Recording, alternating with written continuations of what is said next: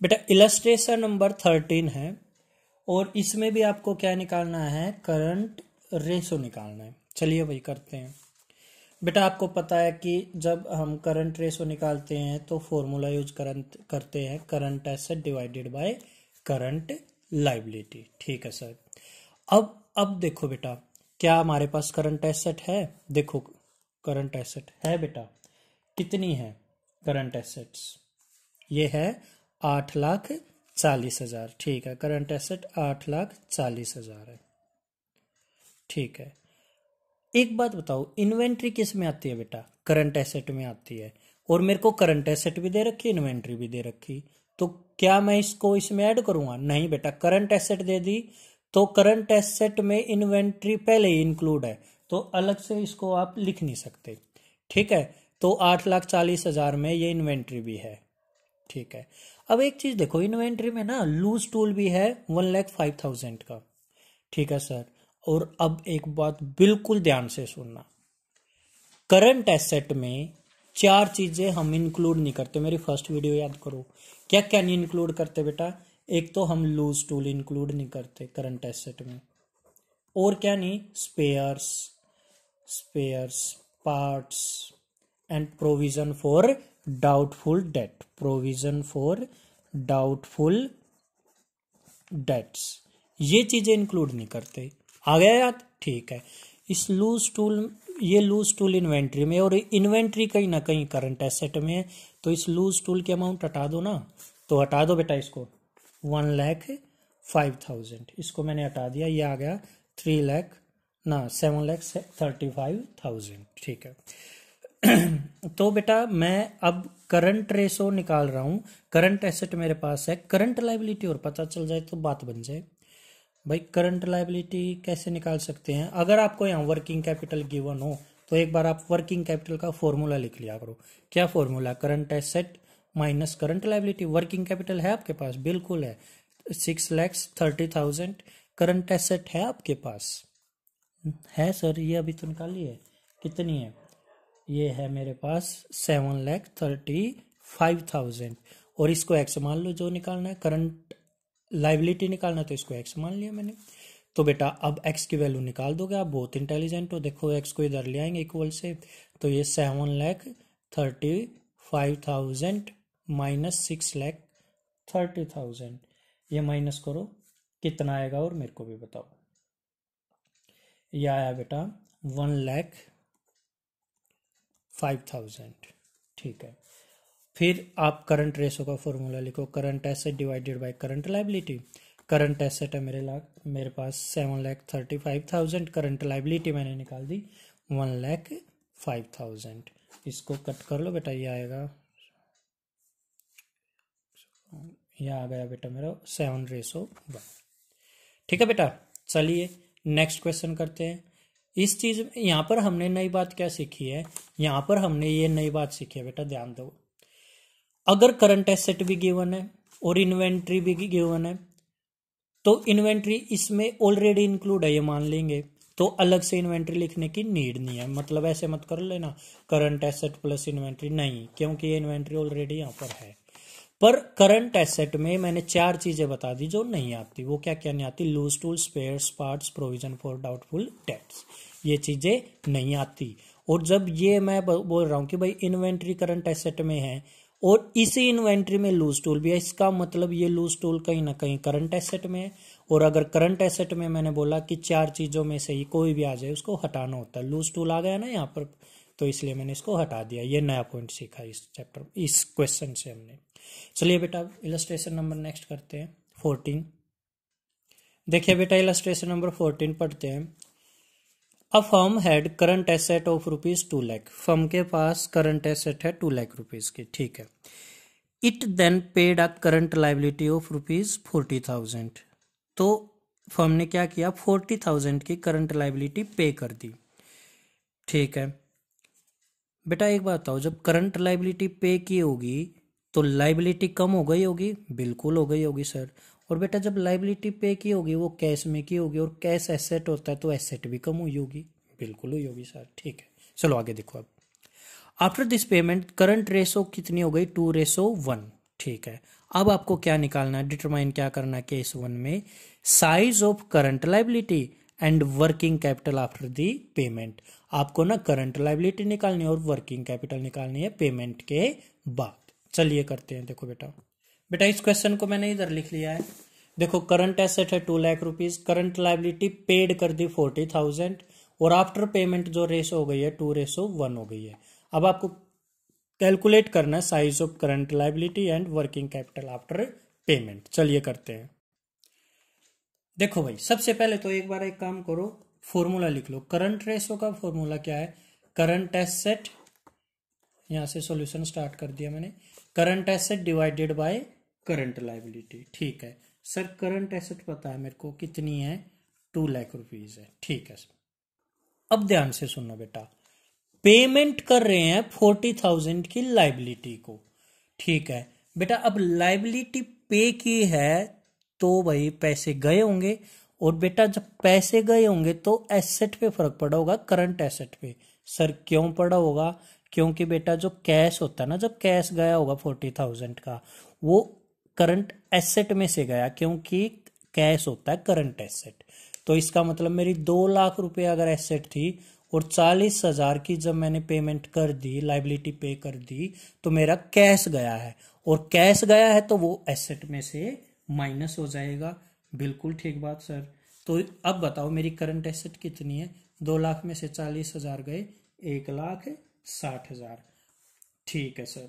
अब देखो, अब लिखो बेटा करंट रेशो जो आपको गिवन है, करंट रेशो आफ्टर पेमेंट। देखो आफ्टर पेमेंट रेशो है कितनी है, 2:1, मीन्स जो ये है ना मेरी 2:1 है बेटा, इसको ऐसे भी लिख सकता हूं मैं, 2:1 को 2/1। ये मेरी क्या है, current asset divided by current liability. और ये करंट एसेट मेरी कितनी आई अभी, 1,60,000, मीन 1,60,000। तो करंट लाइबिलिटी गिवन है भाई, देखो एक बार, नहीं है, नहीं है सर। 40 लाख की पेमेंट करके करंट लाइबिलिटी की टोटल कितनी है पता ही नहीं सर। कोई बात नहीं बेटा, अब क्या आप यहां से, अगर आपको मैथ आता है थोड़ा बहुत, क्या आप करंट लाइबिलिटी निकाल सकते हो?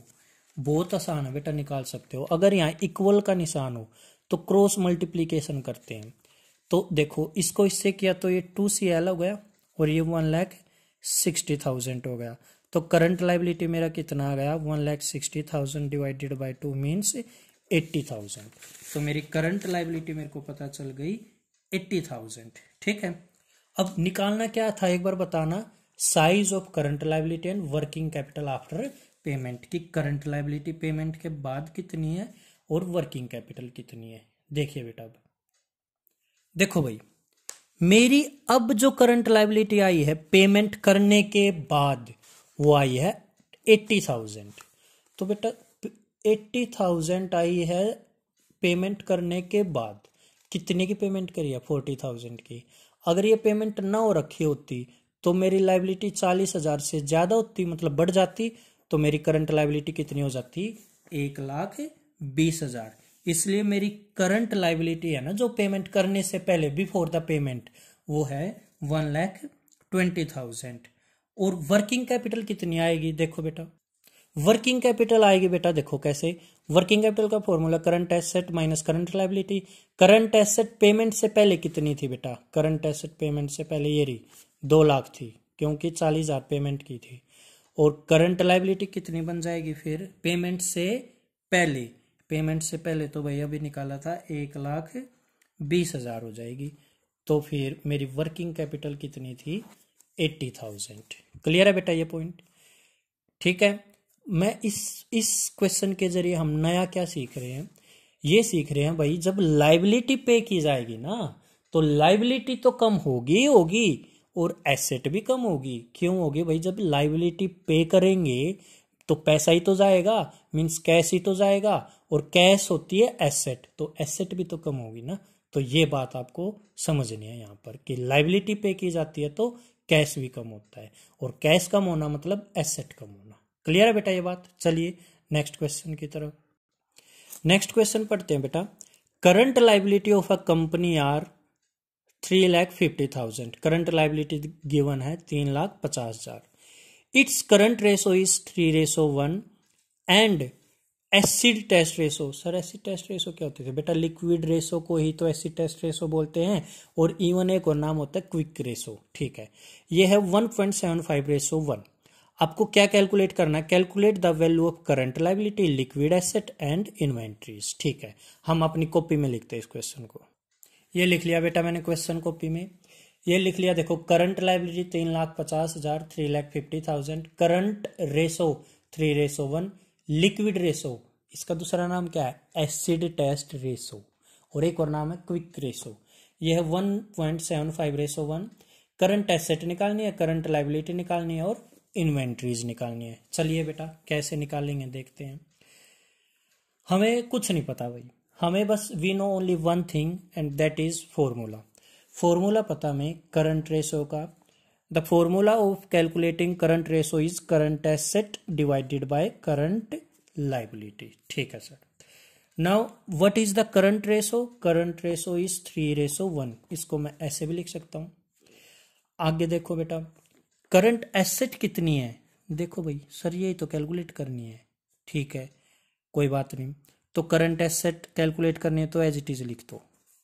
करंट लायबिलिटी है, बिल्कुल है, 3,50,000 है। ठीक है, तो क्या आप अब करंट एसेट की वैल्यू निकाल सकते हो? बिल्कुल सर। अगर बेटा इक्वल हो तो क्रॉस मल्टीप्लीकेशन हो जाएगी, इसके इसके साथ और इसके इसके साथ।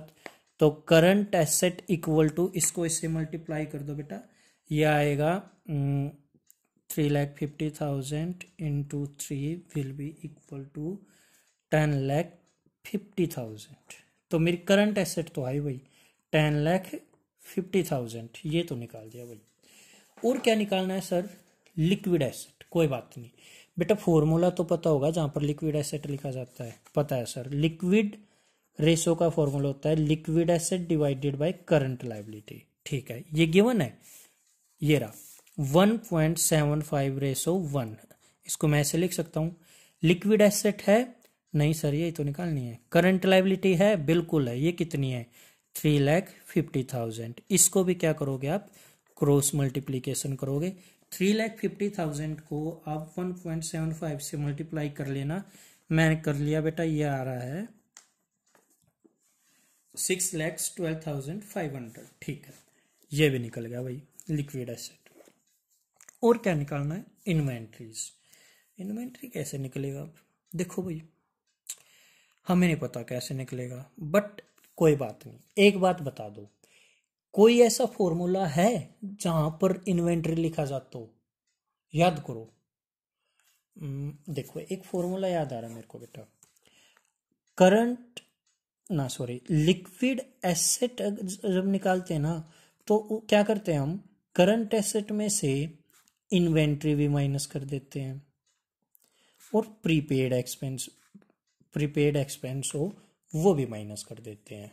ठीक है, क्वेश्चन में कहीं प्रीपेड एक्सपेंस दिख रहा है? नहीं दिख रहा सर, तो बेटा इसको तो इग्नोर ही करो, ये है ही नहीं जैसे। तो फिर लिक्विड एसेट कैसे निकल सकती है? Current asset minus inventories minus कर दो। ठीक है, तो लिक्विड एसेट है हमारे पास, है 6,12,500। करंट एसेट है हमारे पास, देखते हैं बेटा, करंट एसेट है, बिल्कुल है, ये 10,50,000। इन्वेंट्री निकालना, इसको एक्स मान लो बेटा, अब एक्स की वैल्यू निकाल दोगे। बिल्कुल, एक्स इक्वल टू 10,50,000 माइनस, ये इधर आएगा तो माइनस में कर दोगे बेटा इसको सोल्व।